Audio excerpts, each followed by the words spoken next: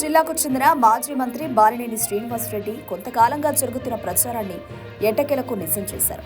బుధవారం తన రాజీనామా లేఖను పార్టీ అధ్యక్షుడు వైఎస్ జగన్ కు పంపారు. పార్టీ అధినేత నిర్ణయాలపై గత కొంతకాలంగా అసంతృప్తితో ఉన్న బాలినేని జనసేనలో చేరబోతున్నట్లు తెలుస్తోంది.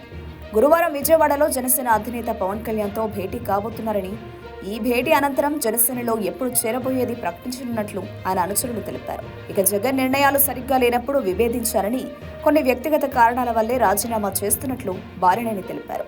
రాజకీయాల్లో విలువలు కాపాడాల్సిన బాధ్యత తమపై ఉందని, అందుకే వైసీపీ నుంచి తప్పుకుంటున్నట్లు ఆయన చెప్పారు.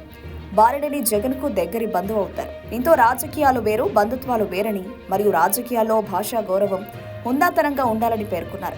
రాజకీయాల్లో విలువలు కాపాడాల్సిన బాధ్యత తమదేనని అన్నారు.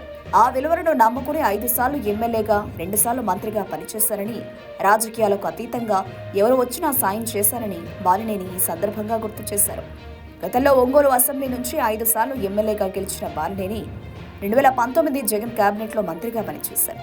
అయితే కేబినెట్ మార్పులో బాలినేని పేరు తొలగించడంతో ఆయన అసంతృప్తి చెందారు. చాలా కాలంగా వైఎస్ఆర్ కాంగ్రెస్ పార్టీలో సాగుతున్న దాగుడు మూతలు, అలకల పర్వం ఎట్టకేలకు ముగిస్తూ ఆయన ఫుల్ స్టాప్ పెట్టారు. కానీ ఆయన అనుభవాన్ని దృష్టిలో పెట్టుకుని ఆయనకు మంత్రి పదవి ఇచ్చిన జగన్ కి వెన్నుపోటు పొడిచి పార్టీ కష్టకాలంలో ఉన్నప్పుడు వదిలేసి వెళ్లడం సమంజసం కాదని ఆ పార్టీ నేతలు అభిప్రాయపడ్డారు. పార్టీని వీడనున్నట్లు ప్రచారం జరిగిన తర్వాత జగన్మోహన్ రెడ్డి బాలినేనితో భేటీ అయి చర్చలు జరిపారు. ఆ చర్చలు విఫలమయ్యాయని, జగన్ ని మోసం చేశారని ఆ పార్టీ కార్యకర్తలు అంటున్నారు. ఇలాంటి కారణాల రీత్యా ఆయన రాజీనామా చేస్తున్నారో కూడా చెప్పకపోవడం దారుణమని వారు అభిప్రాయపడ్డారు.